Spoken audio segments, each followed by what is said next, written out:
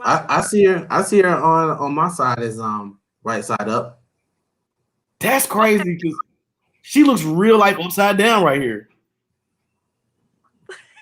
That's wild. Okay, I'm gonna leave it alone. We're actually live now. We're gonna give it a cut. So, man, where's Jared at?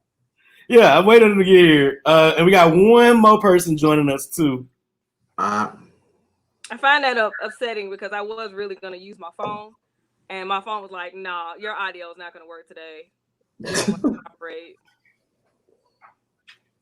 So hopefully everyone else can see me right side up, and Chad, you'll just be the redhead stepchild for the night. I'll be that. We got one more panelist coming in that I forgot to send her the link. So I'm over here messing with the church's money already. So but I'm about to forward it. Dang it. Okay. Yo, Jessica's been up, man. It's been a minute. I can use my phone now, so okay. One moment.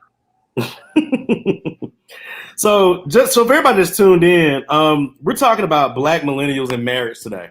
And before we get started, let me just go on and say, once again, this is not one of those bashing conversations. It's gonna be a healthy, productive conversation. And now you're sideways, Jess. Like that is hilarious to me. I'm sorry. Hey everybody. This is not gonna be one of those bashing conversations. We're gonna have a healthy, productive conversation about marriage, what it means to millennials, whether or not it's even something that we consider feasible and viable, and how this whole thing is gonna work out. We're not gonna be. It's not a battle of the sexes. So if you came looking for a battle of the sexes, sorry, you might want to go to your local Facebook group for that, where so people weird. trying to shoot their shots. Like I can not hear you at all, Chad. This is all your fault. I'm sorry. Like I can hear Brandon when he just laughed. Okay. But it's weird. I'm gonna drop you, and then let's see. How about now? You can't hear. I can hear your background noise. You can hear my background noise. Oh my god. So it's either you can't hear me or I'm upside down. Brandon, I can hear you just fine. Okay. So I'm gonna bring them back in a second. But let me go on and finish the intro here. Let me go on and finish the intro here. So ideally, what we're doing, this is not the relaunch to the podcast quite yet. We're relaunching the podcast in September after Nashawn comes back and we can do our whole thing. We can get everything going. Now we got everybody in the building. It's not my fault. I just want to make that clear. I know it's not her fault. But it's Chad's fault. Hey, y'all. Absolutely my fault. Hey, how are you? I'm good. How are you?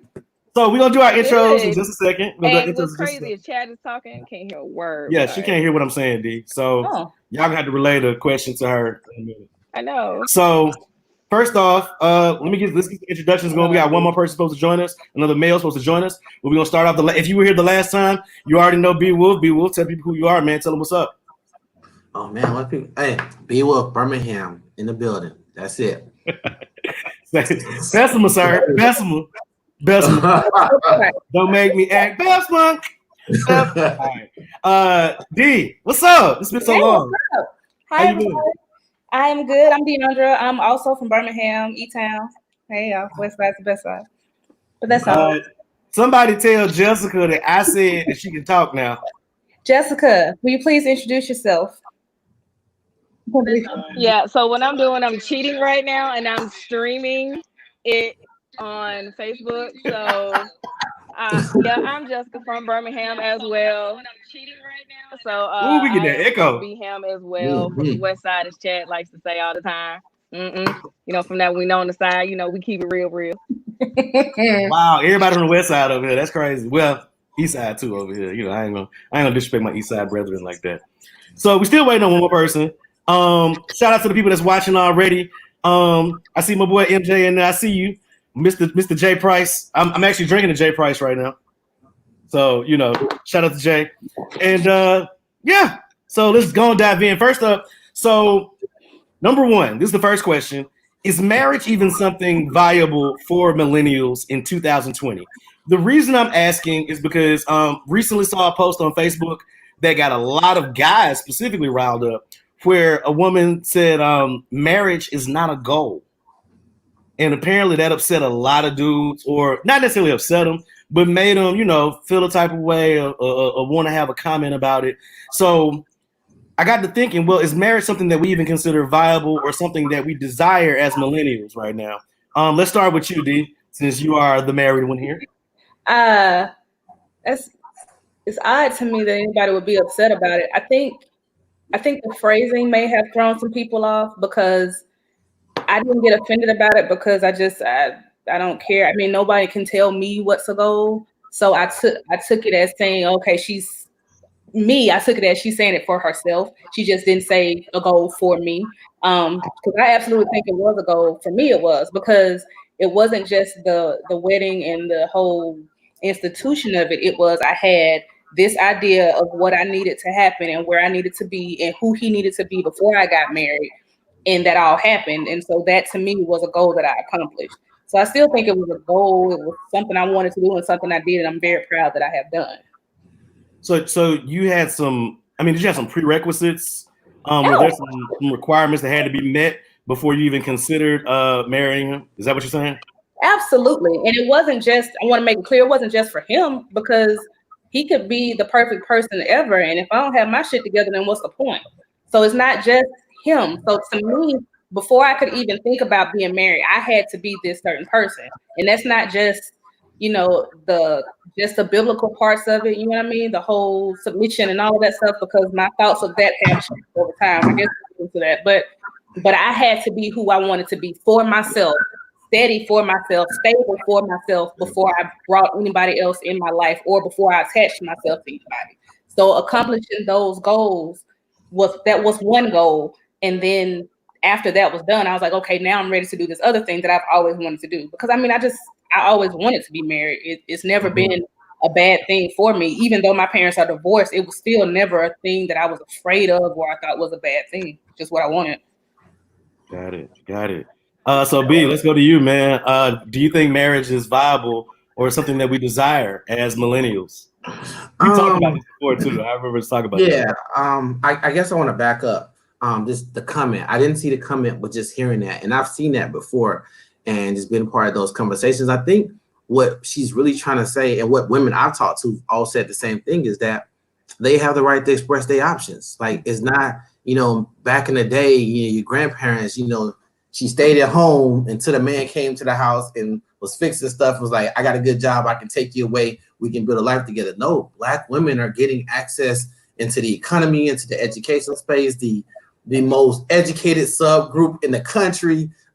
They handling it politically. I mean, they're everywhere. I mean, the sisters are doing their thing. So marriage, the institution of marriage does not need to validate Black women in their standing in their existence. Mm-hmm. But with that being said, I believe that with millennials, I think that marriage is still a great thing. I think it's still warranted. Even if you just look at this just from a financial reason, if you're trying to get ahead in society, having two incomes, having a shared purpose, having a teammate, that matters. That's what we need. I just think that with millennials, I'm gonna say millennials, and this is that I think we've kind of romanticized the outcome of marriage, but we don't talk about the process what it takes to get there. Like, I like what DJ said. She was like, she had to get herself right. She had to do all these things. But I just think a lot of people just not trying to do the work right now. They just want to wake up and have this fairy tale wedding, this fairy tale, no problems. It just doesn't work that way. Yeah. And the part of that work too is just, you gotta do the ugly work of confronting yourself and learning how to love yourself and learning how to detox from the bad habits and the things that you grew up thinking was gospel and it turned out was all lies. Yes. it was straight. So Tyus, thank you so much for coming through, man. Appreciate you so much, brother. The gentleman is here, so we can really get the conversation started. Proud of it. Tell people who you are. We already got the intros already, but say that one more time now. We already did our intros, but tell the people who you are right quick. My name is Jared Tyus. I'm a Scorpio. I like long walks in the park. And Roll Tide. Oh, no. Oh, I forgot. We got 3 Auburn people on the phone. That's what's up, man. We're doing so well.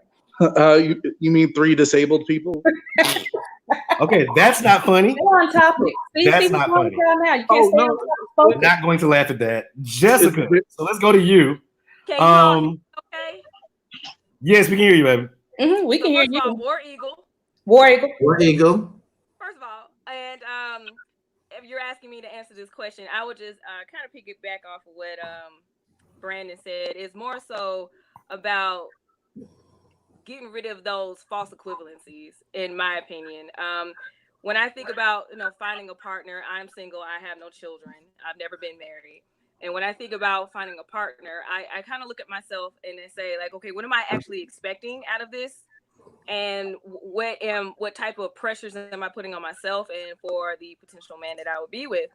And so I started noticing that I was having like failed relationship after failed relationship. And I just started seeing that I was basing those interactions off of what I was taught. Now, my mom had me late in life. And so I was dealing with a angry menopausal woman, when I was in my 40s. Yikes. But she's mad at failed marriages and mad at, economy and stuff. So that was my kind of reference point. And I remember when I was my freshman year of college, a guy I was dating, he told me, he said, Jessica, do you hate men? And it just threw me off. I said, why would you say that? He said, just listen to the way that you talk. And so that was like the real starting point of me unraveling those false equivalencies when it comes to expectations of a partner and expectations of myself. And I just found that I wasn't being my authentic self. So that's why I was running into people that weren't good for me. And so once I started feeding into myself, when I started being who I wanted to be instead of being what the culture wanted me to be, I'm seeing I'm having more positive interactions with others. And so marriage is 100% possible, but I think people need to have the courage to be themselves so they can attract the right type of people into their lives so that, they can have fruitful marriages. So Jessica, let me ask you a question just to follow up on what you just said. And we talk all the time. So my question is, we're both on a journey. All of us are on our own individual journeys. And I know we've talked about our journey specifically as recently as last night. Do you think that right now, as of today, this Sunday that we're talking, you are ready for marriage? Yeah. Okay. Because I made a point to like put myself through like boot camp training to get myself ready for marriage, because I felt like I had been behind the curve. I felt I was being someone who I was told to be instead of just being my authentic self. And so starting that journey around like 4 years ago, therapy, right? Therapy is a huge component. Shout out to therapy. Getting over my ego, and getting over my fear of being ostracized if my partner happens not to be Black, getting over the fear that, my kids may be, bullied and things of that nature. Getting myself in a space where it's like, what do I want to do? What is God's purpose for me? Let me get on that path, and then we're good to go. And so from that, right now, I'm like, hey, where you at? So my thought process, so I'll let everybody else talk. Jared fell off for a second. He'll be back, though. I'm sure he'll be back. I'm going to answer the question before I get to Jared. But I don't think, honestly, and this is coming from my very limited experience with dating, I would say that I don't think that anybody's ever actually ready for marriage. It's kind of like having a kid.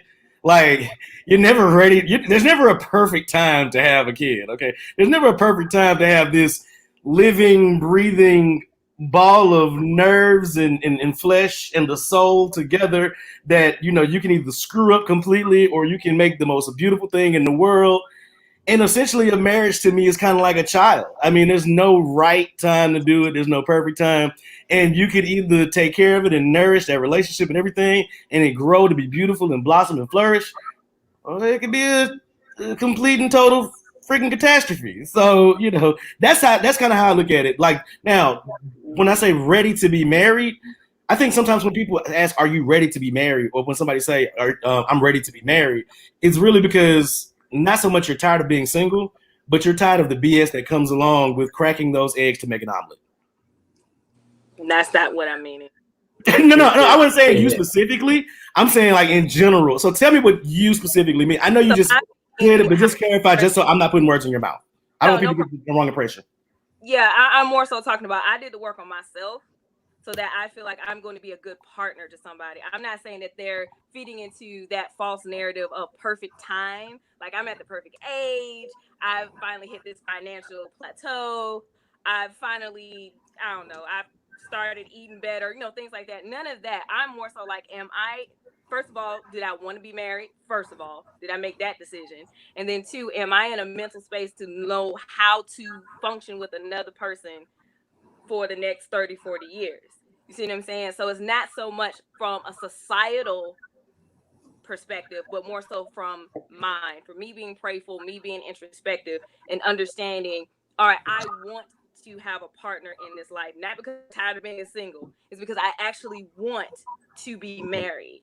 And so that's why I stress about breaking those to identify false equivalencies and then deconstructing them, because people always add oh, you ready to be married, like you said, Chad. Oh, you're tired of being single. I said no, that's two different things. That's two completely different things. Two different things. So it's people that's married because they was tired of being single, and now they sitting there like, how the hell I end up with you? Right. You know what I'm saying? You looking over there, this dude y'all sitting at your local Applebee's, and you looking at him like, I should slap you with a hammer. I can't stand you. No. Well, wake up in the morning. You again. So put your finger up under their nose. Damn it, you're still breathing. Let me jump in right quick because a couple things I just don't want to forget. First, the very first thing is I want to clarify why I made the face when you asked Jessica was she ready. She said yes, and it was only because there is no such thing. Like there is no ready. Now there is for sure a time when you are in certain areas prepared for it though, and that is important. Like I don't want people to have this idea that you're never ready, so you should just do it when you're in love, because baby, no, love ain't enough. It ain't close to enough, right? But that's the thing that you're gonna need to push it over. Because I'm serious, like it's like the most fulfilling, the most wonderful, the most heartbreaking, all of that in together. And if you love them, then sometimes you have to make a decision that doesn't look like what everybody else thinks it's supposed to be. And I want to make people clear. I'm pro stay married forever, but I am not anti-divorce. And that does not at any time mean that I'm just like, I'm going to give up, whatever. I'm in my marriage because I choose to be. And we made that clear. Like, you need to know I'm choosing to do this because I'm not stuck with you by any means. Like, we could leave, but I want to be here, and you need to know that. And then the second thing was like the whole, when you said, you're mentally prepared, you're financially prepared, that matters too. Like, if you broke, you probably shouldn't get married. And I swear I'm not trying to throw shade, but y'all, it is, you have enough to do already. And then you have this other person to consider before you make like any decision. When you're married, that person comes like, you make decisions for yourself. You don't lose yourself. Remember that you're still you. You're attaching yourself to somebody else. But when you care for this person, you care about the marriage and you care about everything that's going, almost every decision you make includes this person. So you need to love them, but you need to clear as much other stuff as you can before you put that into them. You can work on them together, you can, but so Tez made a good comment. He said, to go with being Jessica, folks expect marriage to be a certain way, but in reality, successful marriages don't look the same across the board. And people need to understand that before going in. Very valid point, Tez. I appreciate that, bro. Like that was on point. Q said a lot of people are legally married but emotionally single. Yeah, I mean, that's I think tough. That's tough. But let me get one more comment in. Lauren, hey Lauren, another one of you Auburn people. Where you go? She's also a Spelman woman. Let me go and put that out there too. She said there's no such thing as being ready to get married when you don't have someone who is also ready to get married and to you. That's important. So you can I have to chuckle because personal experience. You can be ready to spend the rest of your life with somebody, but if they're not there, then it doesn't matter. Yeah, it doesn't matter. So it takes two to tango, and it's 100% a choice, like Lauren said. And Tez just said, "Go Dogs," to add some diversity. Thank you, man. I mean, that's one directional compatibility, but I think you got to have the foundational pieces. Like, I mean, whether it's you got your money right, you've done the therapy, you right there mentally, you're right there emotionally, spiritually. I kind of use this analogy that you gotta have a farmer's mentality. You know, as a farmer, you get out there, you see like nothing, and you just plant your seed and you just come back with the discipline to keep working and keep pouring into it and keep tilling the earth, and you just wait your time. I mean, you may get a sprout, you may get a good crop, you may get a bad crop, but you have to have this farmer's mentality and the commitment for marriage in the long run, because it's all a leap of faith. You don't know what it's a you marathon, don't. it's not a sprint, right? Exactly. So you got to have that mentality, and I think that's what, for me, when I hear if you're ready for marriage, are you truly ready for the ups and downs and to remain consistent? And you found a partner who champions those values and that level of integrity as well, because again, it's easy to give up. It's easy, but at the same time, I'm not saying be a doormat either. I'm not saying tolerate someone else's toxic levels. I think in doing the work and having the foundational pieces, not only yourself, but what you're looking for. You know what works well for you, and you know what you can live with. And right.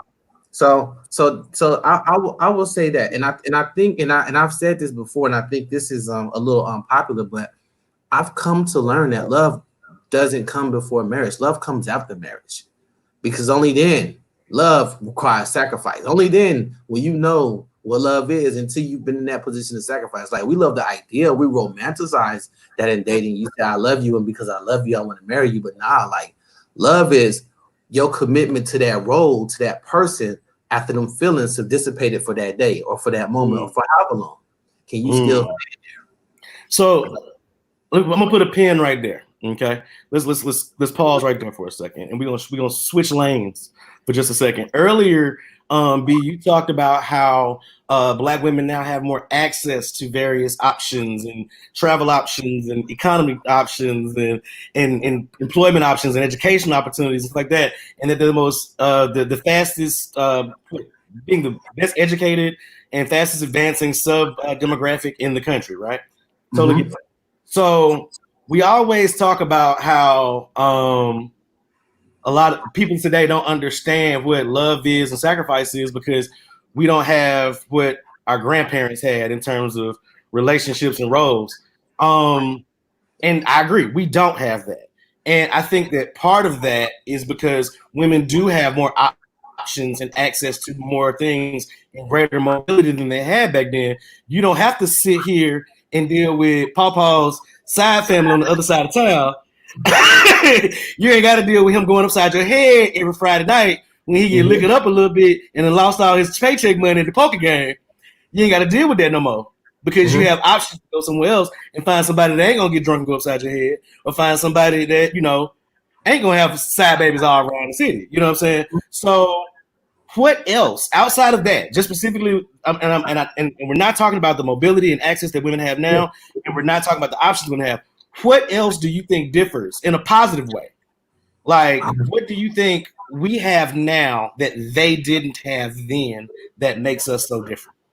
Men or women? Women first. Let's start with you, D. Women first. What do women have now that they didn't have then? Yeah, outside of the access and all the opportunities. What? Because I got a thought in my head, but I want to hear what you guys think first. They also have other women. Let me put that out there. They do. Wait. You got to clarify that.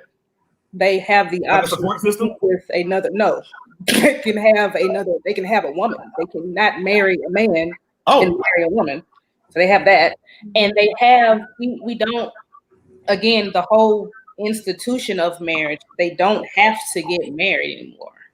So we have. It's almost like instead of owning now, you can lease. And I know that's cheapening the whole thing. I'm not saying that y'all are property. It is what it is. Like, I can be with you as long as you satisfy whatever I need. And at the moment I feel like I don't want to be with you anymore, you're not satisfying that need, then I don't have to be with you anymore. And that goes with grandma and aunties and whoever else who had, and I say make those sacrifices to deal with those things that they don't. They did that to build on what we are now. Every generation before us did something to excel, to make sure that we excel before them. Like, I want my kids to be better than I am, and I want theirs to be better than them. So they've done that. And because these women have sat back and pretended, some of them, or some of them had to deal with whatever else they had to, they planted a seed in their child and their daughter and said, hey, you go, you grow, you be better. You don't have to deal with this. And we said, okay. And there we are. And Quincy, you're right. We've got confidence. We don't, it's I got really, black girl magic now. You know, y'all don't have to shrink to make anybody else feel bigger. We don't need the man, and like physically, literally, financially need. Like, you know, there was a point where you literally needed your husband or your daddy to do anything. You just said that. We don't have to do that anymore. So it's not equal by any means, but we're at a point now where we were before, we're light years ahead of that. So we don't literally need you. So you're saying we're no longer in a society where a woman's worth is determined by her attachment to a man? Any man. And like I said, that's, you know, from daddy to husband, brother, whoever, you know, you are who you are because of who you are. Got you. B, let's go to you. What do you think is different now than then? Outside of the access to mobility and the opportunities. You want to say both men and women, or just women? Just women right now. I would say to kind of play off what's been said is it's a double-edged sword, but the increased exposure to the exchange of ideas and information. So you know one way isn't the only way. But more importantly for women, this new information, this new way of thinking, meeting women from all over the world through social media, being able to get access to books and just a array of just strong, powerful sisters and just women who are just doing the damn thing all over. And they're saying, no, you don't have to tolerate this. I made it. You can make it too. In a lot of ways, and I would say no, in a lot of ways, it positions women to combat the patriarchal understanding of submission. Back then, marriage was submission. This was validation. You're standing, make an honest woman, all that. Women are like, no, I don't need that now. Like, I don't need you for money. I make 6 figures. I make 7 figures. I don't need you for this car. You don't need to, like, I buy my own Mercedes. I buy my own Bentley. I'm popular. I don't need, see, all of that has changed now. So even children, they don't need children. Even children. So it's not like, you know, not that you need a man, but again, relationship success or success for women is not going to be relegated and completely tied to just having a man in your life in terms of mobility. It's just what it is. Gotcha. Jessica, what's going on? Mine might be a little weird to people, but competition, actually. Competition amongst women to get a man. And again, it ties into what everyone else has said of, like, you know, survival, you know, having, you know, for your children and, you know, getting a job looked at as an upstanding figure in society, right? Like, oh, she looks good because she has X, Y, and Z. I don't. So I got to scramble and compete with her just to be looked at as a whole person. And so I just think now that level of competition has lowered to where a woman's worth is just how she wants it to be. So I'm not in competition with my sister to the left or to the right of me. I'm just here to make my mark on the world. And I found with my family, you know, even with my aunts and my mother, they would compete with each other. Like, oh, I'm the one that got married first, or I'm the one who married a Birmingham Baron, or I'm the one who left and went to the military. Like, there's all this competition, and I'm just like, well, none of y'all did X, Y, and Z. So what's the competition for? So and all of y'all depressed. I'm sorry, I'm being silly.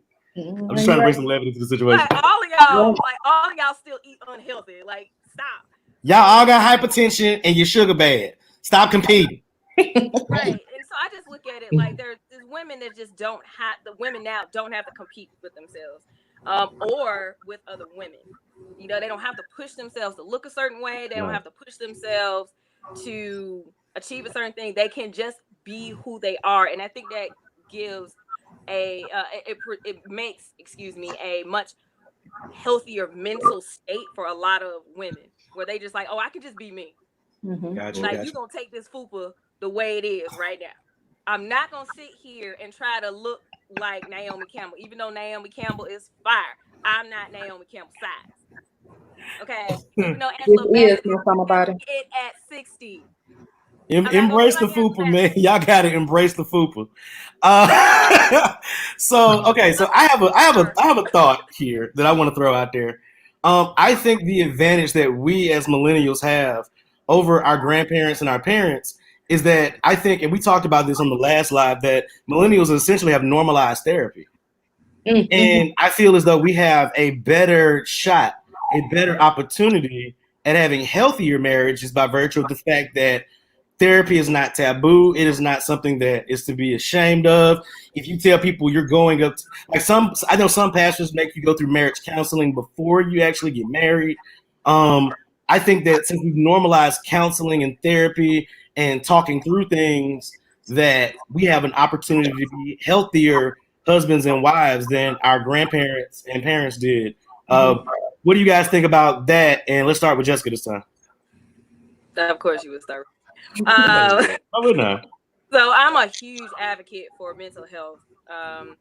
My tenure in the military, I saw like when you're in a very stressful environment, you do need to have people there that can help you cope with that. And so talking with a counselor, talking with a friend, what have you, is quite normalized. In fact, it's almost second nature. And so when I look at our neighborhoods, our community just in general, I just see that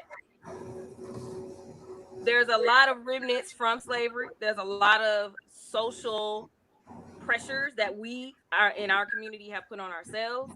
And it causes a lot of people to just break. You know, we're not therapists.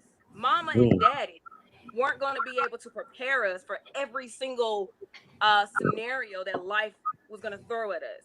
And so when you encounter those situations and you don't know how to handle it, you're going to default back to all the things that you know. And sometimes what you know is not going to be sufficient. I'll use myself as an example. I was diagnosed with stage 4 cancer at 24 years old. I wasn't prepared for that. I didn't know how to process that at all. I just be like, okay, let me go lean on my family and see what happens. And that didn't go the way I wanted to. So I was like, I'm going nuts. They keep telling me I'm dying. I'm seeing my hair falling out. How do I process this? And so I said, I need to get some type of therapy. And I struggled with myself because I didn't want to be looked at as weak. I didn't want to be looked at as like I wasn't strong enough to handle these problems. And I had to come to the realization that I wasn't made to handle all these problems. I'm a human being. Let me catch you right quick. So, yeah. Let me catch you right quick. Do you think that, and I don't want to derail your thought process. Do you think that maybe, is it one, the other, or a combination of both? Do you think that maybe the military made you feel like you were being weak by asking for help? Do you think it was because you're a Black woman and you're always taught to be independent and not seek help? Or is it a combination of both that made you feel like you were weak? The Black woman part. The military was like, if you don't get help, we're going to have a problem. Right? So I was like, okay. But so being a Black woman in America. Yeah, decent commanders. Yeah, you like, you better not get me relieved of command. Anyway, you better not hurt yourself. But no, being Black in America, like you can deal with it. You got it. Why are you asking for help? Like, you know, like I'm a weak specimen, you know, that can't deal with all of life's, roadblocks they would throw at me. And I was like, that's not what I'm supposed to handle. I'm just a person. I'm a human being, and I'm afraid. And I started noticing that I wasn't taught to embrace being afraid. I was taught, even though you are afraid, you can't show it because it's a sign of weakness and you will be taken advantage of in some aspect. We got to fight white supremacy, so you can't show fear. You can't be weak in this aspect. Right. So I just believe just go to, just get your therapy and normalize it because we're starting to see positive results from that. Got you. Let me. And first of all, before we move to the next person, I just want to say I am so glad you're still here. Me too. And I'm so proud of you for beating it and fighting back and being the vibrant, amazing person you are. If you haven't looked, she got an Instagram page that says Black Folks Against Asian American Hate Crimes. Say the actual name because I don't want to mess it up. I was African American Against Asian. Okay. So sorry. Yeah, so she, I mean, I made that page just because when we start looking at the hate crimes against another group, we start to learn about ourselves. So that's really why I made it. It wasn't just we got to rally and help them. It was more like, I got you. I don't want to get to that point yet, though. That's a whole other show. We're gonna talk about that show later. So D, back to the topic. You know, we talked about how we have a better chance at having healthier marriages and being healthier husbands and wives because we've normalized therapy as millennials. How do you feel about that? I agree. I was told that we had to go to therapy before we were married. Like he told us, if you want me to marry you, then you need to come to therapy with me. And I know some people probably like, how is he gonna tell you what you have to do? But those were his terms, and that's what we did. And it helped a lot because the thing that stuck with me the most, that I stick with today when I want to give up, like, and people need to get that too.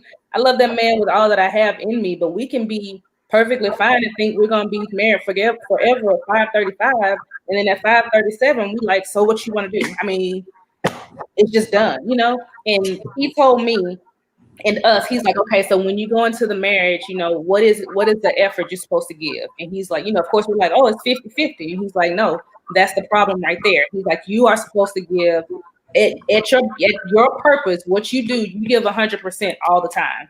And you do that knowing that sometimes, like, nobody can give 100% all the time. So you go into it thinking, I have to give my all just in case on this particular day, he just ain't feeling it for whatever reason, because he's a human being. If I hang on to therapy, who knows? I would have just been like, well, I feel like I'm doing this all the time. It's always just me, and I'm the only person that's putting forth effort, and it shouldn't be this hard. But now it's just, when he said that, and he's like, you have to give 100% all the time, I knew going into my marriage that there is a possibility that I'm going to have to carry this whole thing. And I did it anyway. So because I did it and I said I was going to do it, I have to keep with it. And seriously, without that knowledge, I'd probably be divorced now. Who knows? So let's step into the comment section for a second before we get to you, B. Ted said B brought up submission, and I think that's another thing that causes issues. People have a negative view of submission when in reality it's one of the most selfless things that both people in a marriage have to do in order to be successful. Love that thought process. Both. Dustin came in and said, although there's a normalizing of therapy, there's still a large segment of the Black millennial population that are still bottling things up. I'm living proof of that. I'm sure other people can relate to that on here as well. You had another point you wanted to make right there? No, I was just saying he said both as far as submission, and that goes back to what we were talking about earlier. I think even you and Jessica tapped on it. Probably Brian, all of us have, but the whole submission thing, we were taught, you know, a woman submits to her man. That's what it was, and he's like, no, now I understand. No, you submit to the marriage, and that means both of you decide this is best for the marriage, not for you, not for me. And sometimes you just don't have to deal with whatever the thing is, but it's not he wins or I win, the marriage wins. And that means that both of you submit to each other. Got you. So B, up to you. And you and I have talked about, you know, therapy and you actually encouraged me to go go to therapy even more often than I have been going. It's crazy, man. BB holding me accountable and don't even realize it sometimes. So let's talk about this a little bit more, man. So you said we talked about therapy and how it's more normalized. How do you feel about that, and what do you think that means for us as millennials who are either married, seeking to get married, or interested in marriage? I think that it is becoming more normalized, as in we're just beginning to normalize having the conversation. I love the platform. It was, as you know, bro, you all right? You know, just checking in with Black men, because I know as a Black man, I grew up bottling things up. I grew up just taking it, and I've normalized dysfunction. And I thought that was cool until I met somebody who was healthy and whole. And, you know, but I'll just be transparent. My thing was, I couldn't argue. If I got in an argument, I was in a relationship, I felt threatened. I felt like the relationship was going to end. I'm about to take this shit down. It's about to go down in flames, fireworks. And then, you know, and I remember I did this to a woman, and she just stopped me midway through and hugged me. She was like, Black man, what's going on? Like, let's stop, let's chill, let's unpack this. So when she called me, You had a whole moment, didn't you? Yeah, like when she unpacked it, she unpacked me in front of me and like let me hear what I was saying. Like she was like, "You said this. Where was that coming from?" And I was like, "Yo, I just thought that if we were gonna go down, I'm just fighting to win. I don't mean that." She's like, "Yo, but something's inside of you that's coming out," and it made me really think like, "Yo."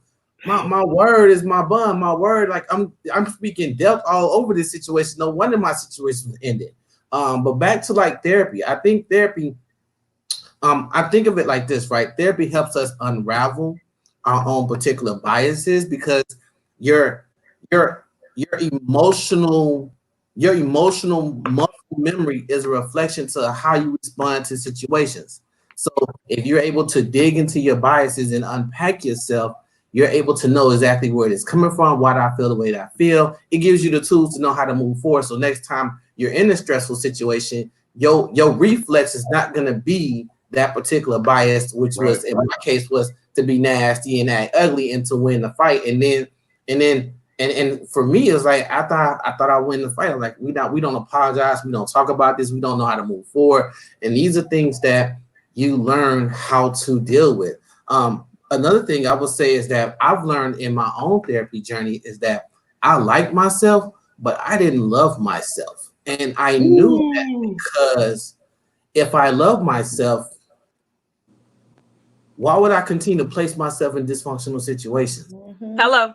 How was I pouring into myself? Like, I like myself to get the degrees, to dress nice, to get the car, to the food, everything that I like.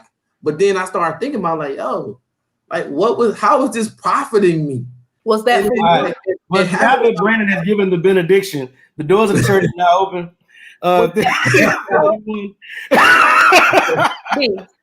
The cars, the degrees, and all that, was that for you though? Yeah, that was for me. See, strategically, I had this plan of like, I'm gonna position myself, I'm gonna break these generational curses. I knew why, but then I thought about, okay, I got all this stuff, but was I invested in my mental health? Was I invested in my spiritual health? Was I invested in my emotional health? Like, where was all that? Because when I got my PhD at 28, I came across the finish line exhausted. So yeah, I looked like I was great on paper, but I knew if I was to get into a serious relationship, I wouldn't be as good as I looked on paper. You'd be a wreck. Accountable to that. Okay, so can I say one more thing about this? Yeah. There's this thing I've been hearing lately about people saying, your friends aren't your therapist, and you can't. Your wife or your husband or your girlfriend or whatever isn't your therapist. That is true, but you need to understand that you should still be able to vent or to talk to your friends or your spouse or the person you're in a relationship with. If they can't be bothered to hear whatever it is that you got going on, like if it's some heavy shit, then you can't take it, that's one thing. But if you're too much to be bothered, that's a problem. So therapy is great, that's true, and it's not always for heavy stuff. I want to make sure people know that too. If you just you're down or you want to talk to somebody, you can do that. But if you're going to a therapist because only because you literally don't have somebody that will support and listen to you, then that's a problem too. Because a part of the relationship is giving, is caring about what your significant other or as just your friend is going through. And if your significant other isn't your friend, then that's a problem in itself.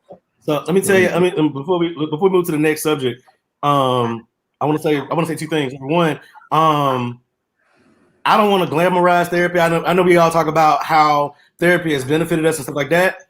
But while you're in the middle of it, it's ugly. It's dirty. You're gonna get your hands filthy. You're gonna start seeing things about yourself that you didn't even realize that you were doing, that were self-destructive, and that you didn't love, and you knew you didn't love yourself, and all that. It's a very ugly process. But and B, you told me this before I even started. You told me this last year, around this time last year, and you was like, "It's gonna get ugly, bro. I'm just telling you now." And yeah, it got ugly. But where I am now versus where I was then, I'm 100 years away from that. And only a short amount of time, because you learn that, hey, I don't have to do this anymore.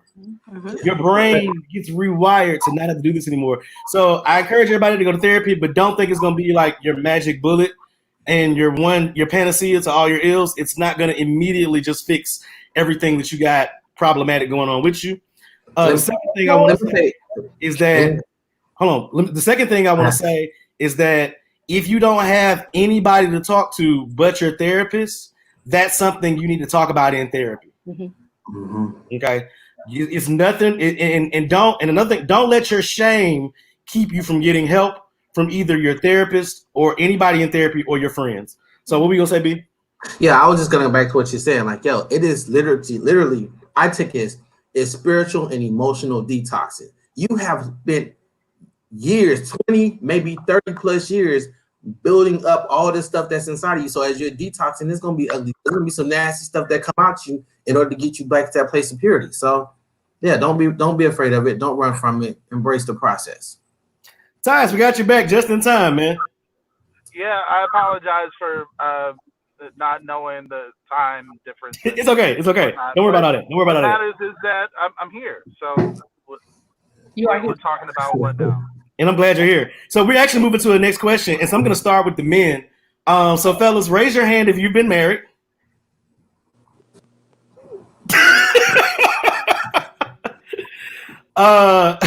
So the first question I want to ask is, how did you get to marriage, B? Oh, this is going to be good. Oh man, so I can't answer that question because mine didn't work like that. It was like, I had to get mine. I don't want to incriminate nobody, so I'm gonna be quiet. But I'm not gonna get into that story because I don't put people's business out there like that. But mine was a no. But still, even going into that situation, I graduated with my doctorate, and then I started working, and I started looking around, Facebook, social media, everywhere else. All my friends are getting married. They having babies. They were having babies when I was in my PhD program too. And I'm like, man, I'm 30. I should probably get married by now. I just bought into the cultural belief that in the South is like, yo, like something's wrong with me. I need to, I got all my degrees, I got my job. I need to go ahead and get married by now. And not knowing what goes into that process, I push myself into a situation, whereas I never stopped to think like, is this healthy? Is this everything that I need? Is this something that, is this really, do we really have this foundation, or do we just really like each other right now? And for me, I remember like I still had this whole romanticized viewpoint because the way me and her even got together and they got serious is because I got fired from my job and my world was crashing down and she supported me. But in me coming from the projects, I was like, oh snap! If she held me down in my worst, that means she gonna ride with me in my best. So let's make this thing happen. No, absolutely. I see me laughing. Absolutely not. Trauma is not the reason to get married. The dysfunction that we had unraveled when things got good, because when things got great, she didn't feel needed. And then some other stuff came out. And then we got to where we are, where things were just a no, then we just went our separate ways. Was she the same age? Oh no, she was like a year older. But it was just we never had those tough conversations. We never really dug into each other. Like we brought our highlight videos to each other, and we were comfortable with that. But you gotta beat yourself up too bad for that, because we all do that though. Yeah, absolutely. Yeah, but you know. So this goes back to what Jessica said earlier about being your authentic self. I don't want to fall in love with your sports in the top 10, and then when I get to the 30 for 30, I'm like, oh, you trash. Like I don't want that. Look, give me the Sports Center episode up front. We can get to the 30 for 30 later, but don't just keep giving me your highlight clips over and over and over. But here's the thing. That's another conversation, though. But here's the thing, though, right? It's about, and I look for this in anybody I date, your willingness and your maturity to be vulnerable and transparent. Because if you can be vulnerable and transparent and own your stuff, to me, that sets a great tone for the foundation. If you lets me know if your relationship ready. Because some people, if they haven't done the work, they haven't faced themselves. They don't know who they are fully. They just want to be accepted and embraced. And that's a powerful drug, acceptance. Mark Zuckerberg has built a $1 billion industry off of the like button. So how do you now the care button? How do you find that out?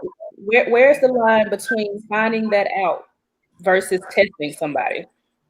Oh no, you don't. I mean, the thing is that one, I think that the therapy, the premarital counseling is good, but I think also because you got to have a tribe around you, people who are pouring into you, people who want you to win, people whose age, wisdom, experience can tell you, hey, this is what we face. This may not be what you face, but these are some things that you may want to look out for. I think that council of elders in that community is very important, but also I think you are what you feed yourself. So what are you reading? What habits are you intaking? I'm a proponent of like I read a lot of books. So I'm always asking, like, what are you reading? What are you feeding your mind? What are you feeding your spirit? Let's talk about this. I read this and this, like I'm reading Mike Ty's relationship goals. I'm almost done with that book. So, and then I'm gonna start Pastor Dr. Darius Daniels Relational Intelligence. So as I'm picking up little nuggets, things that I kind of like, I'm gonna ask somebody like, hey, I read this. What are your thoughts about this? Tell me about you. How did you get to this point? How do you know that you're ready for a relationship? How do you know that you love yourself? Hold on a second. Let me catch you right quick, B. Let me catch you right quick. Dustin just said that premarital counseling is largely very shallow in my experience. I really want to bring you on this live right now to tell us about that. My guy, if you are willing to come in and talk about that, I really want to bring you in on that. Before that, though, let's go to Jared right quick. Jared, so you've never been married, right? Correct. Not that you know of. Yeah, not that I know of. I've had a couple of wild nights. Honeymoon in Vegas. Right. Yeah. So how do you expect marriage to like appear before you? Like what is required for you to even consider marriage? Wait, do you want to be married though? That's the question. That's the first question, yeah. Yeah, I absolutely do want to be married. I'm looking for a healthy relationship where a woman and I are on the same page and generally want the same things out of life, both professionally, spiritually, family-wise, whatever, or where we have differences where I feel like even if I don't get what I see as perfect, like I'm okay with that result. Somebody that makes me want to compromise and work with, another human being in that regard. So that's what I'm looking for. That C word. How does that sound to you, B? Just given your experience. He was asking me how it sounds. Yeah, I think that works. I think that's I mean it's not the be all to end all. I mean it's a lot more. We think about that S word, submission. And I'm gonna just look at this as a biblical perspective because I'm a Christian and this is the foundation for my argument. The submission part where we talk about we stop at the part with women and how she's supposed to submit to her man as we say yeah, right. But we don't talk about in the very next line the submission from a man as Christ into the church. And Christ's submission was sacrifice. The Christ who, rather than leave us hanging out to dry for our sins, the one who was like, I'm gonna get up and I'm gonna take the heat, I'm gonna die for it. Where's my tambourine? But forgive her for what they do. I'm just saying. But like so as men, that's what we're instructed to do, and I think we've gotten away from that because we've coined the term simpology in that. Like you taking up for her? Yes, yeah. Oh, you a simp? Like nah. Like if you love somebody, you come before them. You lay out before them. You keep them clean. You keep that consistent. And if you got to get up there and take your cross up there and die with it, then you do it. Now, by saying this, I'm not encouraging you to go out and just go find whatever and protect. It's whatever works for you, works for you. That's all I'm gonna say. I'm Christian also, and I like that, and it helps me because, like I tell people all the time, I submit to my husband because my husband submits to God. So I don't have a problem following his lead because I know who he follows. So we're good. I don't. He's not one of those, do as I say woman type of people. I mean, I wouldn't have been with him anyway because that just that ain't knowing you long as I know that shit that wasn't gonna fly. Yeah. So okay. And this brings me over to the women. We're gonna get to you, Jessica. Go on, say what you gotta say. I want to hear what you gotta say. Just that when what just a small insert on what B said. I would say I have to respect you as a person. Yep. And I mean that in a way from not just the interaction between you and I, but how you interact with your family and how you interact with at work.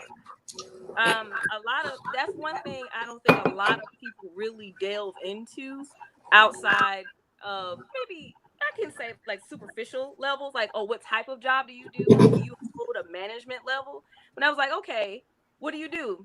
I'm a director of engineering. Oh, that's nice. How do your employees think about you? Mm-hmm. And I look at that. I actually dated a man, and he would talk about his employees to me in a negative light. And I said, that showed me his character. Mm-hmm. You know, I said, I don't want to be attached to someone that's like that. Like, it's the same concept of you don't want to be attached to the problem employee at a job. You're like, Charles, that's your man. So wait. So I have to respect you to want to even to be associated with you, right? And you need to respect yourself as well. Can I just leave this up for the rest of the damn live stream? Love it, Lauren. Love it. Lauren is the greatest. I gotta say. Sorry. Okay. Let's get to the women. D, I remember this is I still remember this like 10 years ago. It wasn't 10. It wasn't quite 10. It was a little less than 10 years ago because Champ was here then, and Champ ain't 10 years. And I remember like I think you and your husband were sitting there, and I think I asked like how do y'all like make it work?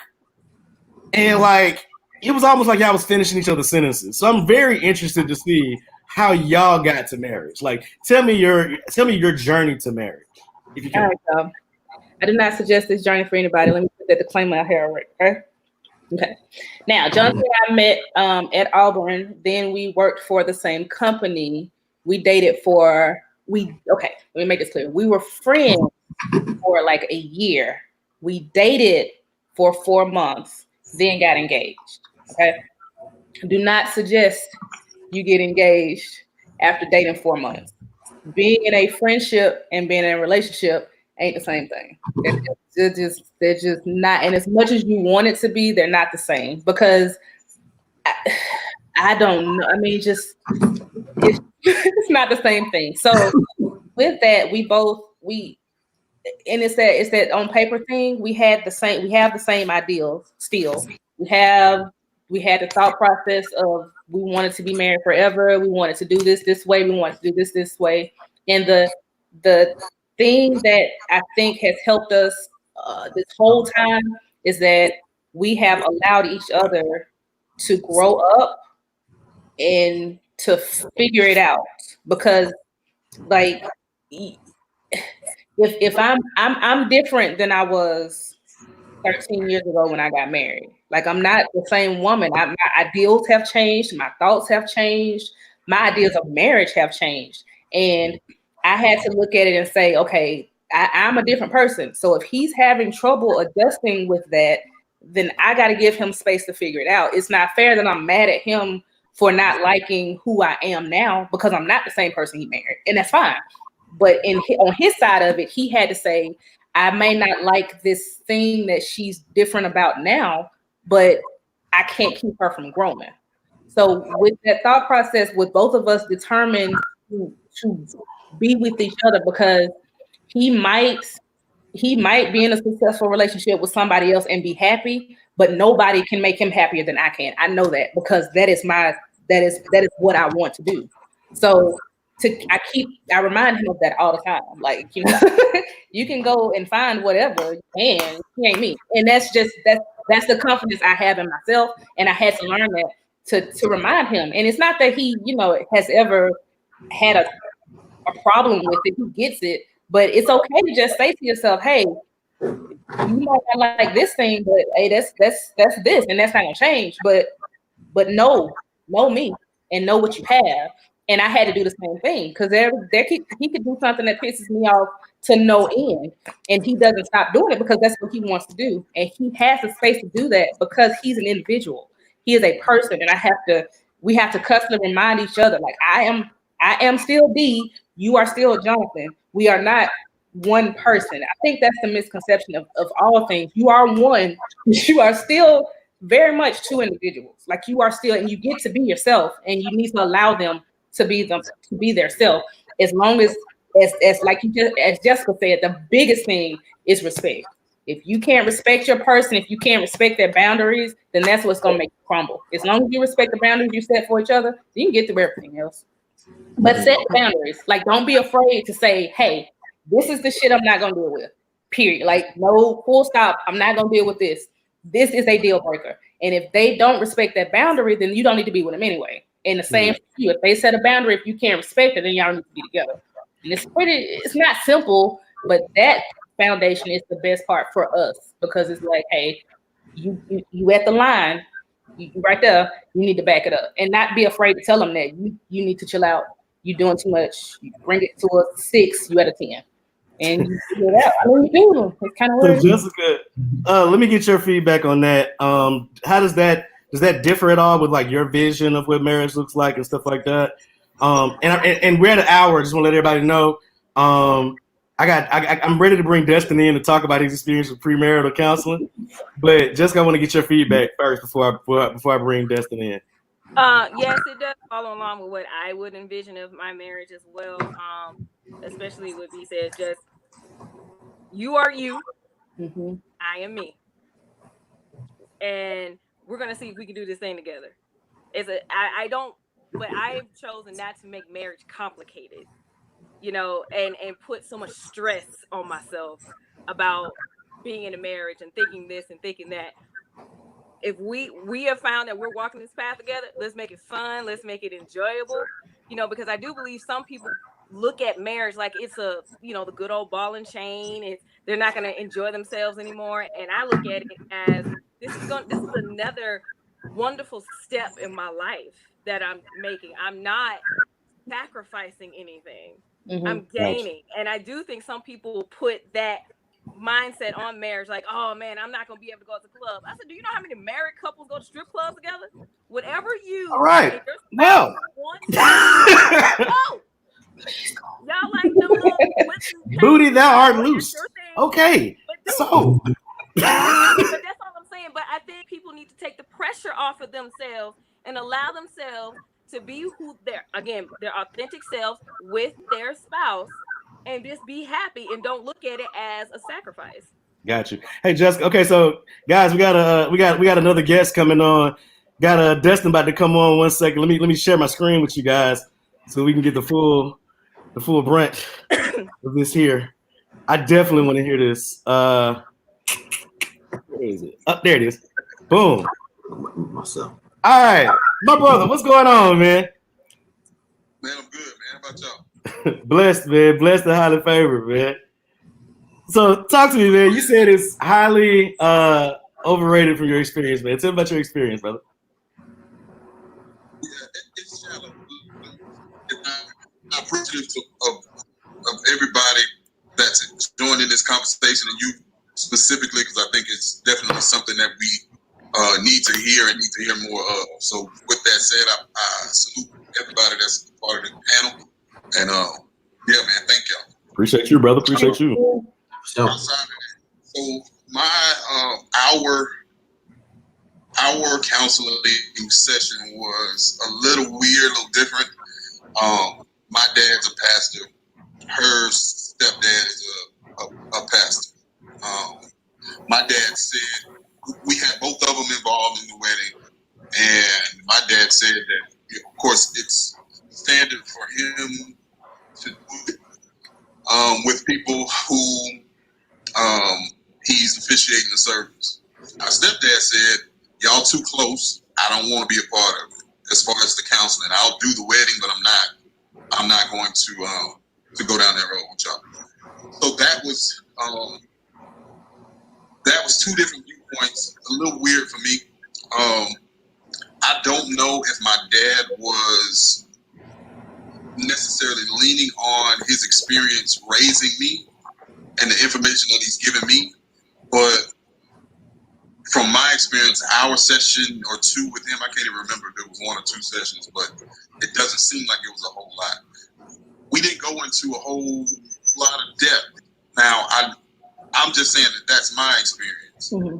We had to go outside of those 2 sessions to get something that we felt like was something substantial, something that we could use as a foundation.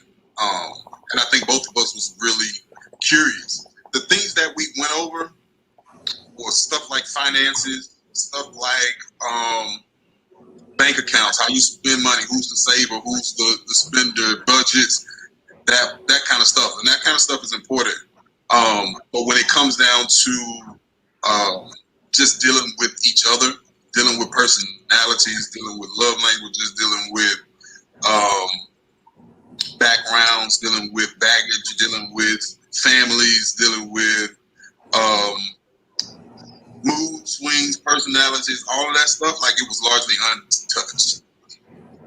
And we didn't have a whole lot of conversation about it. And I'm sure for you guys that have been married before or are married now, those are the things that you deal with on a daily basis. You deal with who that person is, you deal with their tendencies, you deal with their proclivities, their ideas about marriage, you deal with their ideas about family, their ideas about everything, and then trying to get those things to mix together, that's the art. So I think there is, I would like to see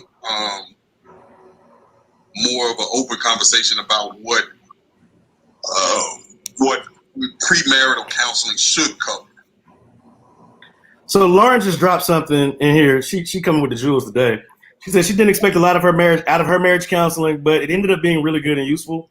It gave us a platform to talk through stuff on our own outside of the session. I feel like marriage counseling is just like with therapists. Like I had a crappy therapist at one point, and then I had a really good therapist. I think it's like one of those things where your mileage may vary based on who's actually performing it and based on, and this is something you touched on, based on their connection to you. I wouldn't ask my father. My father's a minister. I wouldn't ask him to do premarital counseling for me because that's a whole nother. That's a live stream by itself. You know what I'm saying? But no, I have some friends that are in ministry that are pastors that I would trust to do that kind of counseling for me and other types of spiritual counseling for me as well. Because while they know me, they don't know some of the things about me that like my father would, you know. Yeah, exactly. And all preachers aren't good counselors. That's true. That's true. No, that's not their ministry. If your ministry is outreach, your ministry might not be counseling. If your ministry is preaching a fiery sermon in the pulpit, you may be horrible when you have to talk to somebody one-on-one. Yeah. It's about knowing what your ministry is, man. Know thyself. Yeah. That's man. Hey, I appreciate you coming in, man. That's love right there, man. I really appreciate you giving me experience, bro. And we're gonna have to have me and you gonna have to be on the live stream together talking about religion. I wanna talk to you about some Christianity stuff, man, because I see what you post, man. I'd be like, damn, I thought about that one day too. We're gonna have to do that one day, man. Soon. I'm gonna let you know about that too. Get with me, man. I man, appreciate you, brother. Sir.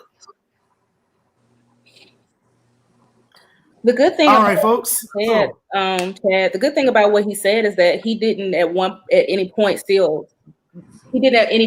that therapy still wasn't useful. He just said his experience with his father wasn't what he expected, but he still seemed to be a proponent of therapy in general, which is cool. Yeah. I think that a lot of us are proponents of. He said earlier that you can't expect therapy to work if you're not honest with yourself. It's something similar to that. And a lot of times therapy ain't effective if you can't be honest with yourself. And so I would imagine premarital counseling can't be effective if you got somebody telling you your truth, or you're not being honest with one another, or you're not being honest with the counselor, or whatever many factors may come into play with that. But nonetheless, Q said something I personally feel needs to be mentioned. Yes, marriage is becoming one. However, with any marriage or relationship, you have to not lose yourself. Mm-hmm. So, D, I see you nodding your head in the affirmative to that. You agree with that? Yeah, because it's like I said, you have to remember. That's something I had to unlearn. Is unlearn the word? Unlearn. Yes, we're rolling with it, though. We're rolling with it. It's because I had. It's a BET production. We make up words. Right. Like I want people to understand, like, it was tough. Like I'm where I am. And I heard, like you said, Chad, you said it seemed like we were completing each other's sentences. And I was like, man, that must have been when we were like fresh, because but we excuse me, I had to learn that there are, like, you can be who you want to be. You can define the marriage for yourself, because if you allow other people to do it, then you become what they think you should be. Arjun Lord has a quote, about defining yourself for yourself. It works the same way. And if you don't allow a person to be who they are, then it's pandemonium for both of you, because you married this person, hopefully, because of they are who they are. So I had this idea that wherever I went, if I went to an event, Jonathan had to come with me. If I was going out and my friends wanted me to come by, if he couldn't come, then I couldn't come. Oh, you're one of those women. My husband. My husband. Man, we know you're married. Shut up. Yeah. And like I used to feel guilty if I left the house and I forgot my rings, like little stuff like that, And it got to the point where it was like, hey girl, you are married, you're married, you are happy in your marriage. This is what y'all have decided is gonna work, and that's what works. So if he doesn't want to go to my homegirl's dinner because he want to stay at home and play Xbox, then girl, hey, where's Jonathan? Girl, he at the house playing Xbox, and that's it. Like that's just it. And you don't make, like, you argue about that, or you don't. You go and you have fun at your friend's house. He plays Xbox, and y'all just let it go. Yeah. That's kind of what it is. So, yeah, I appreciate that perspective. We got another guest in here who just popped in. We have Super Whitney, who is apparently fresh off of running up them steps in front of the Rocky statue in Philly. She on mute right now. Let's see if she can unmute. Yeah, hey, Whitney. hi everybody. Hi, Whitney. Hey, what's up? So Whitney, y'all have to. I still. So. Yeah, so we ran the gamut of topics on marriage, from premarital counseling to options Black women have in 2020 in terms of not having to put up with this or that and the third. The journey to marriage, what marriage looks like. Are you ready to be married? Stuff like that. So Whitney, my question to you, and we had like an hour and 12 minutes. My question to you, Whitney, since you're coming in a little bit late, we're gonna circle back to one of our beginning topics. Do you think you're ready to get married?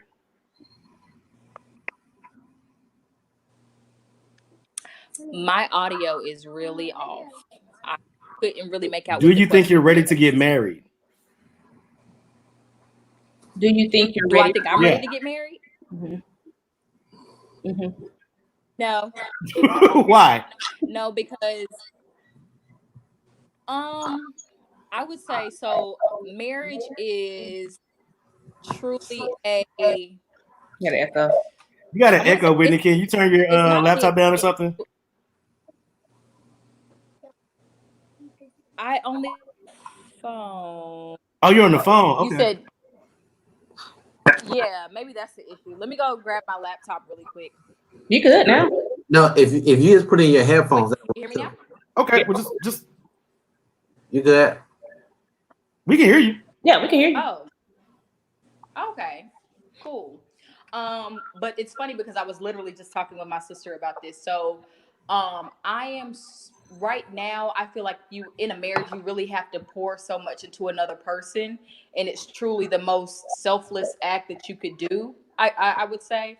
And so where I am right now in my life, I say I'm not ready to get married because I'm very focused on building myself and preparing myself to be a good partner. So right now I'm not, and it's not all like, oh, I'll be a cheater or I'll, not be faithful or anything like that, but more so along the lines of I'm working on what are my expectations for my partner. Am I ready to have to, even consult somebody on whatever decision I may be making? If I want to leave the state of North Carolina right now, I can up and do that.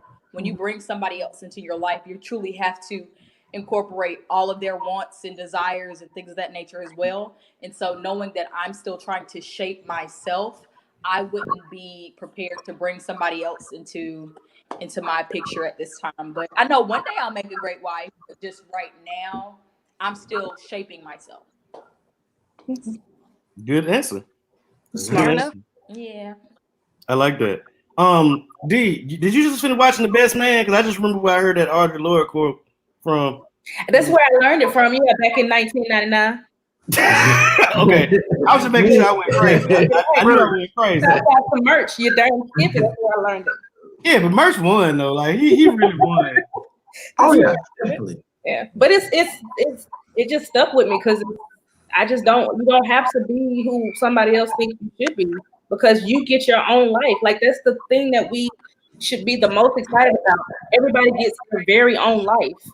You get to live it how you want to. Like I had to step away from like what my mom thought my marriage should be, what my uncles, my aunts, everybody else, even Jonathan. Like we had to come together and figure it out together because other than that, it wasn't going to work.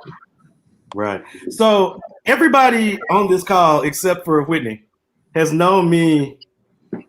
Ooh, y'all knew me when I had a hairline. Oh, Yeah. It's been a minute. I think D, you've known me the longest. You've known me since I was 13. yeah. So that's almost 2/3 of my life. Jared, you've known me about 13 years now. B, you've known me about 14 years now. And just we ain't talk about how long me and you know each other, Jessica. Okay. I'm about to say like That story is weird. So let me ask you guys a question. So Whitney, you just met me like this year. Okay. And Whitney just disappeared. I don't know what happened to Whitney. She might be sitting That's a no comment screen. That's what that is. So she'll be back. But no, so my question for you guys is, and this is really just a vain question. From who you met me as to who I am now, would you think that where I am now versus where I would, well, not necessarily when you met me, but when I became an adult and you knew me, or when you knew me as an adult. So looking at you, D, because you looking like nigga no. From where I am now, from where I was then, do you think I've grown into the type of person that actually maybe possibly understands marriage and maybe understands what a healthy relationship should look like? I recuse myself in the name of Jesus. I'm gonna mute myself.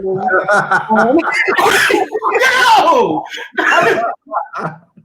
From what I have seen. Yo, wait a minute. We're gonna talk about this after this call. Yo, the 5th. Okay. Okay, Chad. So, this is from love. Okay, a spot of love. You have grown a whole lot because I love you and I know you love me. So there were certain aspects of your personality that I didn't see that other people saw, but I could still see that was there. You know, because you used to be very angry. Is that the word? Like I don't want to make it like you were just an angry black man, but you. No, I was. Like you have and Jared saying yeah. Yeah, but you've grown so much from that. It's difficult for me to say that you're ready for marriage because I can't see past. Whoa. Look, hey, I'm not saying whether or not I'm ready for marriage. Oh, okay. I'm just saying, do you think I understand? Yeah. I think what a healthy relationship may look like. Because of I think being in, I guess I could say field relationships, it helps all of us see what you don't want at least, so you can build on that. Now, do you necessarily know what it's like to have a very healthy relationship? I don't know. I think you have to be in one to know, or at least see one, or like experience to really know, okay, this is healthy, this is what it feels like. Because most people in toxic situations don't really realize it until it reaches a point where you like, what the hell is happening? And then, you know, when you're out of it, you reflect and say, why did I deal with that? You know? So I think it's the same. It works the same way. You got to be ready and prepared and say, this is what I want. This is what I'm going to attract. This is what I'm going to have. And then you'll know for sure if that's what you're ready for. You can't, it's still a ready thing. Like the understand ready is almost the same question, because can't say I understand what a healthy relationship is, because you can say I know what a healthy relationship looks like and what I've seen, but if you're not in it, you still don't know essentially what it is. And that differs for all of us. Like what I say is healthy might not be what Jessica wants, or Whitney, or B, or anybody. Like all of us might have a totally different idea. I might like to be slapped in the face before I go to sleep. That can be healthy to me. It's my kinky. I don't, y'all. But I'm saying, I'm saying, like, wait a minute. I'm not gonna That was judge. oddly specific. Like, where did that come from? I saw it earlier today. It was just weird. But I'm just saying, some people like that though. So you can't say, okay, she has this thing or she's very submissive. You know, some women, that is what they like. They really like to say, okay, this is the head of my house. This is how I like it. I can't tell that woman she's not in a healthy relationship if that's what she likes, because that's what she likes. And the reason I'm going to give y'all the foundation of why I asked this question. The reason I asked this question wasn't necessarily so I could get a critique on myself and my growth, but more so because I knew comments like that would benefit the general populace would come out, because I've given you guys a benchmark by which to discuss growth from where you are, not necessarily being ready for even the slightest relationship, not even the slightest friendship, to where, you know, you may be in a healthy place to actually know where your faults, your flaws, and where things are. I just want to give you guys a benchmark first. So with that in mind, Jessica, can you unmute yourself, damn it? And Jared, let's bring this to you, man. Thank you, Q. Q said I've grown. I appreciate that, bro. Jared, let's go to you. What do you think so far? I think that fatherhood has mellowed you. Oh, that hurt. I saw you real bad. He's not doing splits at the platinum no more. Yo, can we not go there? My God, You asked. this what we doing? You asked. You did ask. One time, The guy that I met, you know, like hanging out in Tuscaloosa randomly, and who you are now are fundamentally different. But I attribute most of that to you, because kids make you grow up. Like, no matter, you know, like I'm almost gonna, well, I'll be 38 in October, you know, childless or whatever, and I'm still like a kid. Like, the types of responsibilities and the sacrifice and what it takes to be a good parent, I don't know anything about it because I don't live that life. And so, unlike you, who's had that, you know, who's had that experience, that has probably prepared you more than anything to have a good romantic relationship, because you've had to work on building a good parental relationship, which you have. I mean, you're an excellent Black father. You know, a lot of folks. I'm working on it. Appreciate it though, man. Yeah, but learning to love your kids and nurture them, I think, is a translatable skill that goes into relationships. And so, like, the relationships that I know about that you've had since the kids tend to be a little more serious, a little more grounded, a little more real than stuff you were doing before. So I that's what I think. That's fine. I love that characterization. Stuff you were doing before. Stuff you were doing before. Y'all know me for real, so it's like y'all know I was interesting. I'll say that much. I'm still trying to keep a good impression for Whitney. So y'all don't tell too much of my business. I'm like, just give me tea. I'm just listening. Look at Jessica. Just look at Jessica's faces, and then you'll know where the truth is. Oh, Jessica knows where the bodies are buried. Like, Jessica knows. I put like this. So Jessica was actually the first person to tell me I need to talk to somebody, because Jessica called me randomly one night. I had just got back from Afghanistan. I was in Buffalo Wild Wings in Uptown Charlotte, and I had went off on this lady in the middle of the restaurant. Like, I went off on her at the bar because she was being disrespectful to, like, troops. And I literally was like 2 weeks back. Like, literally, I came back on a Sunday. I was in New York on Monday for training. Thursday, I was in Charlotte for an interview for a permanent position. I moved that next Wednesday. And so I hadn't had no time to decompress. I'm in Buffalo Wild Wings. This Canadian lady is talking crap about the troops. She started bringing up Benghazi. And the first thing I said was, so you think you know better than a commander on the ground what should happen in combat, huh? And it went from there. I ended up leaving my debit card, my top coat, and my blazer at that restaurant and walked home in a button down, a silk tie, some slacks, and it was 38 degrees outside. I'm walking over 270. You know, there's 277 going over on Tryon when you're going over 277. I'm walking back to my apartment uptown with my hands in my pockets, 38 degrees, and I'm angry because I had just snapped on this lady. And Jessica called me and was like, "Yo, what's wrong?" She didn't even say hello. She just said, "Yo, what's wrong?" Oh boy. And I just unloaded it all. She said, "You need to talk to somebody. Don't make me come down there." Just like somebody's mama. Yeah, Jessica. Yeah, that's double as my mama at time. But no, so I want to hear your perspective now, Jessica, since you understand the thought process behind why I asked. Or You've become kinder to yourself.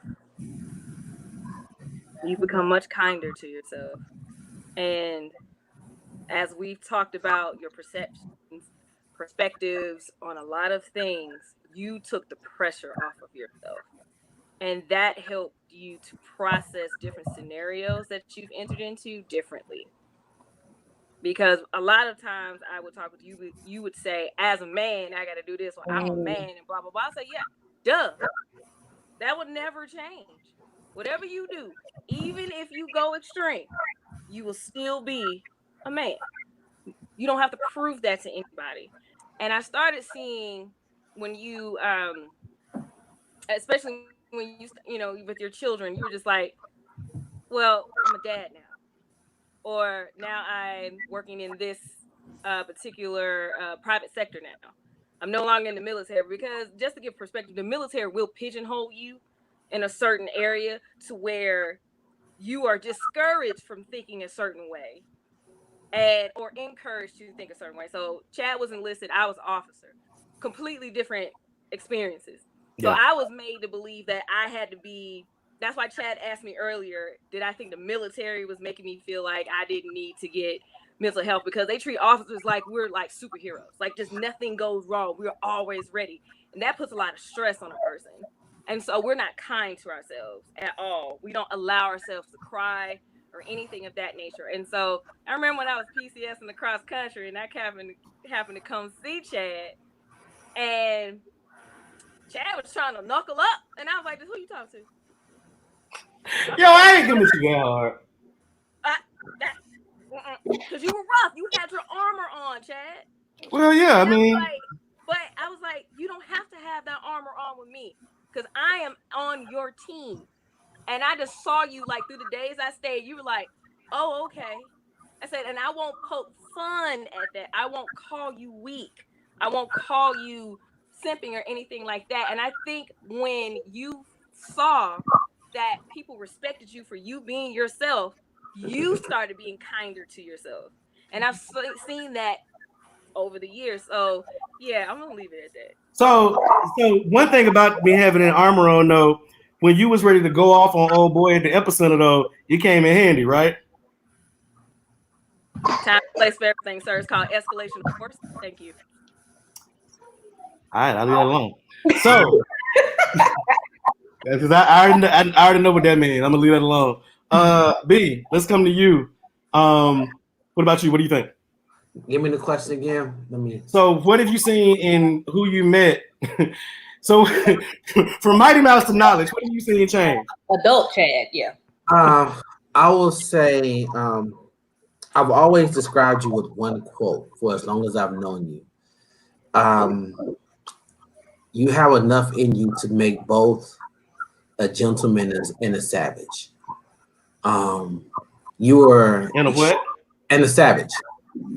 Oh, well. And it was once rogue, but I said savage. You're passionate. Ever since I've known you, you're a passionate person. You're very principled. You love hard. You give loyalty out, and your loyalty is you ride, I ride, I die, we die. There's no in between. You pop off. Anybody pop, like if it's about to head north, south, you pop off. Your loyalty is that, and I think that it's a beautiful thing. But in earlier relationships, and as you've grown, I think that you finally learned how to, as Jess was mentioning, give yourself the grace to be human, but also be able to extend that grace to others, because people are walking oxymorons, they're hypocrites. We love and we desire, but then you get involved, you find out they don't want it as bad as they say they want it. or to the degree that in which you're willing to invest. Your wisdom and your growth, as I've watched it unfold from fatherhood to where you are now and so forth, is that I think as you learn more, you're learning more about yourself, but also about that you have a lot more to learn. I think in watching you in relationships, you've been in some great relationships, some not so great relationships. And I think each and every one of them have taught you that, you've given, and we've had deep conversations about this, this evolving picture of what it is that you want and what it is that you need. And I think that as you get closer to that, as you continue to draw those positives from those people, rather than just looking at just the portrayal of the situation, you're this close to getting that ideal relationship that's going to inspire you to levels of disciplines and to unlocking doors within yourself that's going to take you to spaces that you didn't even know that you had in you. So, we talked about that last year, and this is one point I want to make about marriage. I said that I said last year, I said that all men are capable of greatness, but some men require a spouse to give them the confidence, the strength, the support system to achieve their level of greatness. And the same can be said for some women. Sometimes you just need to know that somebody is going to be there in your corner when you feel like you're taking on the rest of the world. Now, that man may still meet his full potential. It may take him a little longer, though, but with the right person by his side, you can conquer the world, sooner.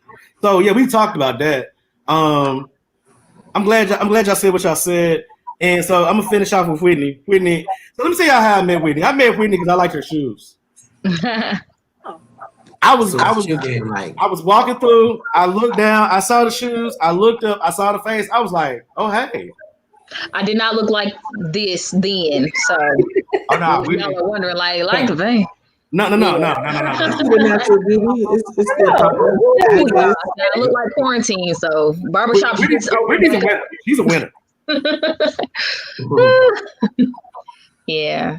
But no, so Whitney, so from when you met me at Grits and Biscuits to now, we've had some very interesting conversations. We've had some very, I'm not gonna say intense, but we've had some in-depth conversations about things that, a lot of people don't really have in such a short period of time. Tell me what you think you've learned about me that you think both benefits and takes away from me having a healthy relationship. Well, I see now that I have met the reformed and refined Chad here, so. Thank you. Look, I did not know. I had no idea. But the way that I would describe you, I see you as a very intellectual. I can definitely see how people would describe you as a passionate individual. You are, that's the main word that really comes to mind, just based off of the conversations that we've had, is intellectual and passionate. Because when we get on a topic, if it's something that you care about, you can, put thoughts together that'll make you say, whoa, I didn't even think of it that way. Or, you're bringing an interesting perspective to this, or even like, dang, you know what, you verbalized so well what I was trying to say, but you just, you, like I said, verbalize it so well. So just in the time that I've met you, I think your ability to communicate when you are passionate about something would definitely be a plus for a relationship. As far as something that may be seen as a negative or may keep you from a relationship, maybe even on the same token, knowing when to measure or when to produce that passion that you have in conversation. Like maybe sometimes somebody just wants to chill, mellow combo, and you're like, oh, I love this topic, let me go full in. So that could potentially be maybe intimidating for someone who doesn't know how to receive the way that you communicate.